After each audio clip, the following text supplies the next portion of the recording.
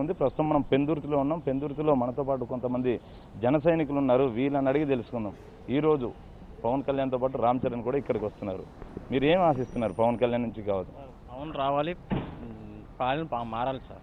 ఎందుకంటే ఇప్పుడు నిరుద్యోగులు ఎక్కువైపోయారు సార్. దానివల్ల ఏంటంటే మినిమం చదువుకున్నా సరే జాబులు లేకుండా ఏదేదో వలసపోతున్నారు తప్పించి ఆ ప్రభుత్వం నుంచి కానీ బయట నుంచి కానీ ప్రైవేట్ కానీ ఏం జాబులు లేక నిరుద్యోగులు ఎక్కువైపోవడం వల్ల ఇప్పుడు మాకు పవన్ కళ్యాణ్ వస్తే చేస్తాడని ఆ నమ్మకం ఉందండి.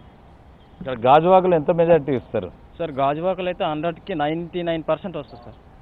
ఓకే సార్, పక్కాగా వస్తుంది. ఈసారి పవన్ కళ్యాణ్ వస్తాడని నేను అనుకుంటున్నాను సార్. మీరు ఏం చదివారు సార్? నేను డిగ్రీ చేశాను సార్. డిగ్రీ బీఎస్సీ చేశాను. బీఎస్సీ చేసిన తర్వాత ఇక్కడ బయట ఎక్కడ చేయాల్సి వస్తుందండి వర్క్.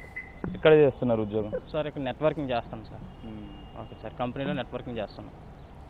మీరు ఎక్కడి నుంచి వచ్చారు? నేను రామటెక్స్ నాది. అలాగే పవన్ అన్న వస్తే మొత్తం దేశం అంతా మారుతుందని ఆశిస్తున్నాను. ఎందుకంటే మేము చాలా పేద కుటుంబం.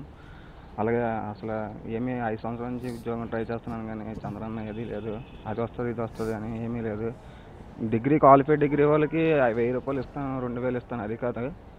అంటే ఇప్పుడు ఒక ఉద్యోగస్తుడు ఎలా పైకి ఎదగాలో చెప్పాలి కానీ అవి 2000 ఇస్తాను నెలకి, 2000తో మాకు ఏటు గడుస్తుంది. అది ఉద్యోగం ఇస్తే ఇల్లు గడుస్తుంది అంతే అన్న.